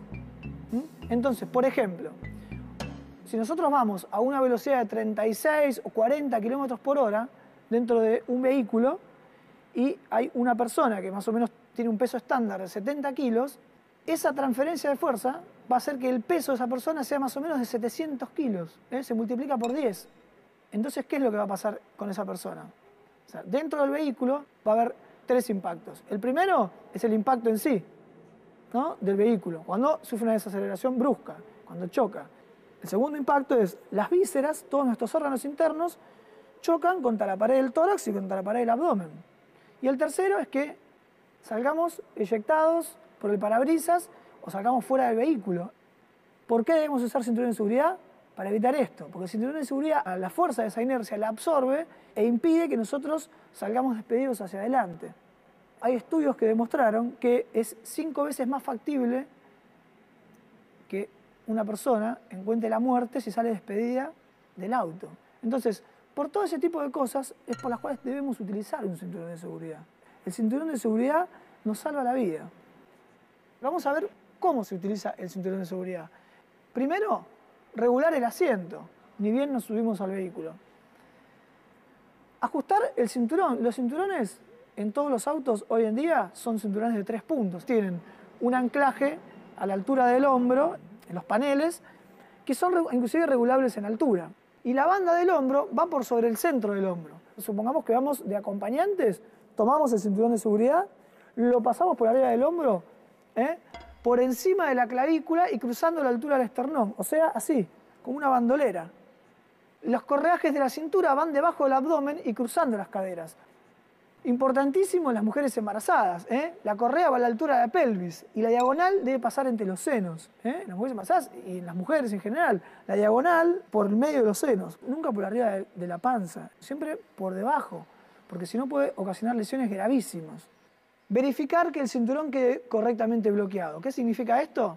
Prueben, cuando se pone el cinturón, la correa que va en diagonal, prueben de tensarla, para probar que el cinturón está funcionando bien.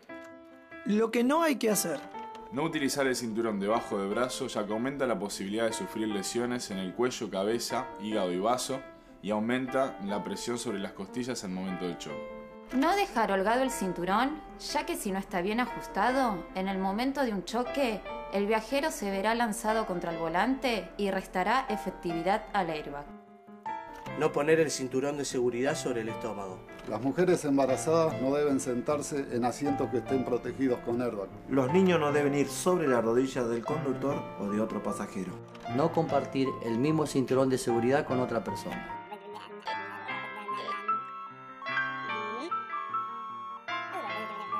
Hoy en Primeros Auxilios, accidentología vial. El complemento importante de los cinturones, ¿cuál es? Los apoyacabezas. Es un elemento importantísimo que no deben faltar en ningún vehículo, ni en asientos de adelante ni en asientos de atrás. Porque nosotros nos vamos hacia adelante y después, rápidamente, por esa desaceleración, sufrimos un movimiento de latigazo hacia atrás. El apoyacabeza previene lesiones de la columna cervical o lesiones aún más graves. Y otro complemento muy importante, que no todos los vehículos lo tienen, pero que deberían tenerlo, es la bolsa de aire o airbag, que es una bolsa de aire que se infla cuando el vehículo colisiona y automáticamente se activa eso. ¿Para qué nos sirve esto? Para evitar lesiones de la columna. Entonces, complementos del cinturón de seguridad, el apoyacabeza y el airbag. Si nosotros no tenemos puesto el cinturón de seguridad y vamos en un auto súper moderno que tiene airbag, no sirve de nada. Al contrario, puede provocar otro tipo de lesiones, aún más graves. Otra cosa muy importante también, muy importante, es qué hacer con los menores. ¿Cuántas veces vemos niños en el asiento de adelante? Los niños menores de 12 años siempre en el asiento trasero del automóvil. Y personas mayores, pero que tengan menos de 1,20 m, también. Porque adelante pueden sufrir otro tipo de impacto. ¿Está bien? Entonces siempre deben ir en el asiento de atrás. Y los bebés y chicos chiquitos en sillas especiales. Los bebés, desde su primer viaje en auto hasta que más o menos tienen 1 año de vida, más o menos hasta que pesan 12, 13 kilos, tienen que ir en sillas especiales, adaptadas, pero en contra del sentido de la marcha. ¿Qué significa esto? Mirando hacia atrás. Después, ya los niños pueden ir en sillas también adaptadas, pero ya en el sentido de la marcha. Puede pasar que tengamos un chico de 10 años y que no tenga esta altura. Lo que existen es algún tipo de cojinetes o sillitas adaptables que hacen que el niño se eleve por sobre el asiento y se pueda colocar tranquilamente, siempre en el asiento de atrás, el cinturón de 3 puntos. Entonces la idea de todo esto es que nosotros hagamos prevención. El primer auxilio, como dijimos antes, es la prevención. Y otra cosa muy importante, que no dijimos hasta acá, es el uso del casco en la gente que conduce motocicletas. Hay que utilizar casco. El casco también salva vidas. Al igual que el cinturón de seguridad, el casco salva vidas. Repasando. Para colocar correctamente el cinturón de seguridad se debe 1. Regular el asiento. 2. Ajustar el cinturón de 3 puntos poniendo la banda del hombro por sobre el centro del hombro, por encima de la clavícula y cruzando a la altura del esternón. Los correajes de cintura deben colocarse debajo del abdomen y cruzando las caderas. Las mujeres embarazadas también deben utilizar siempre el cinturón de seguridad, acomodando la correa lo más bajo posible a la altura de la pelvis, evitando toda presión sobre el vientre. La banda diagonal debe pasar entre los 2 senos. 3. Verificar que al enganchar, el cinturón quede correctamente bloqueado. Los menores de 12 años o las personas mayores de altura inferior a 1,20 m deben viajar obligatoriamente en los asientos traseros. Los bebés y niños más chiquitos en sillas infantiles. Tema importante, ¿no es cierto? El alcohol cuando vamos a conducir. Yo soy de la idea de 0 alcohol. Por ejemplo, en las personas que manejamos un vehículo existe una tolerancia hasta de 0,5 gramos por litro de sangre. Es lo máximo tolerado en la Argentina. Ya con 0,25 en sangre empezamos a tener síntomas. Por ejemplo, ¿qué síntomas podemos tener? Una sensación de falsa euforia, una sensación de sueño, somnolencia podemos llegar a tener. Reducción de la visión y de la capacidad de reacción. Los reflejos se reducen. Ya desde 0,25 gramos por litro de sangre empezamos a tener disminución de los reflejos. Y otra cosa importante, los conductores de motocicletas, el máximo tolerado es 0,2 gramos por litro. Y conductores profesionales, 0 gramos. 0. Y otra causa muy frecuente de accidentes de tránsito también hoy en día es el uso de dispositivos, por ejemplo, de teléfonos celulares. Entonces, está totalmente prohibido conducir utilizando un teléfono celular. Por eso esto lo damos en este curso de primeros auxilios, porque vamos a hacer hincapié en la prevención. Repasando lo que vimos. El límite tolerable de alcohol al conducir es de 0,5 gramos por litro de sangre. Sin embargo, los síntomas del consumo comienzan con solo 0,25 gramos. Algunos de ellos son reducción de la capacidad de reacción o reflejos, disminución drástica de la visión y sueño. El uso de teléfonos celulares no está permitido, ya que acentúa de manera elevada las causas de distracción de todo conductor. Mi nombre es Juan, tengo 34 años, soy chofer de línea, tengo una nena de 8 años que se llama Daniela. Yo creo que mi trabajo lo trato de hacer lo mejor posible. Siempre quise estar en algo que me reivindique como persona. Me interesó hacer un curso de primeros auxilios por el trabajo que desarrollo, que puede suceder cualquier accidente. Sí, me pasó una vez el tener un primer auxilio, o sea, pero que sin experiencia, ¿no? El no saber, y cometí muchos errores. El colectivo es mi mundo. Acá estoy yo, ¿no? Sí, acá es donde vivo, más que en mi casa, ¿no? ¿Qué vamos a hacer si nos toca vivir una situación de un accidente de tránsito? ¿Qué vamos a hacer realmente en un primer auxilio? La seguridad de la escena. Muy bien. Ante todo, ver que la escena sea segura. Nosotros nos vamos a meter en el medio de dos autos que colisionaron y que de repente a lo mejor está perdiendo combustible y que una chispa puede hacer que ese auto se prenda fuego. ¿Nos vamos a meter nosotros a querer sacar a una víctima? No. Llamar al sistema de emergencia. Exactamente. ¿A qué número? 107. Muy bien. Vamos a llamar al sistema de emergencia y vamos a llamar también a los bomberos, al personal de seguridad. Nosotros vamos a hacer que se genere la seguridad de la escena. Cumplamos las premisas de los primeros auxilios. Para eso, desde la clase número 1, estamos insistiendo con esto. Ante todo, su seguridad. Nadie les va a poder decir nada si ustedes no fueron y quisieron sacar a una persona de dentro de un auto, porque no es tarea de ustedes. Eso lo hace el personal de bomberos, personal de búsqueda y rescate, personal especializado. ¿Por qué? Y porque podemos generar un daño aún mayor del que ya está hecho. La activación del servicio de emergencias médicas se realiza llamando al número de emergencias de la localidad en cuestión, para lo cual es importante haberlo averiguado con anterioridad y tenerlo a mano. En Argentina, el número de emergencias nacional es el 107. La persona encargada de comunicarse debe informar con tranquilidad qué ocurre, dónde ha sucedido, cuándo ha sucedido, cómo ha sucedido, el número de accidentados, quién llama y número de teléfono desde el cual se realiza la llamada. Si una persona está sangrando, salió del vehículo por sus propios medios y nosotros queremos ayudar, bueno, ante todo, primero que la escena sea segura, ¿no? Y después, bueno, tranquilizar a esa persona está sangrando, ¿qué podemos hacer? Compresión directa. Claro, compresión directa, pero siempre teniendo precaución de nosotros, nuestra bioseguridad. Si nosotros queremos ayudar, podemos hacerlo. Tenemos los conocimientos, adquirimos los conocimientos como para hacer un primer auxilio.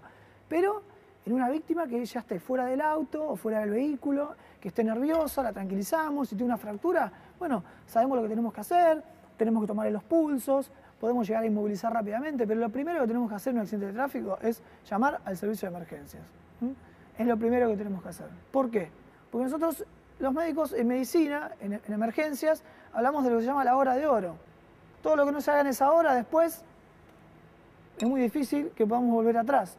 Entonces, si nosotros rápidamente nos llega esa persona, o yo voy como médico a hacer un servicio de 107 y veo la escena y veo qué es lo que está pasando y llegué rápido porque alguien se dio cuenta y alguien se avivó de que tiene que llamar rápido al 107, es mucho mejor que si llego 40 minutos después.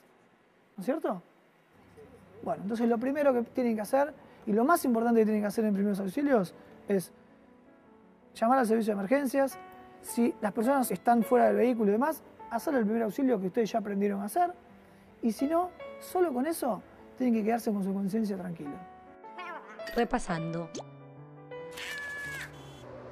En caso de producirse un accidente de tránsito, los primeros auxilios son conservar la tranquilidad, llamar al servicio de emergencias médicas para activar la llegada de una ambulancia en el menor tiempo posible, promover que se genere la seguridad de la escena llamando al personal especializado como policía o bomberos. No mover al accidentado a menos que sea estrictamente necesario. En ese caso, recordar que se debe hacer manteniendo alineada la columna vertebral.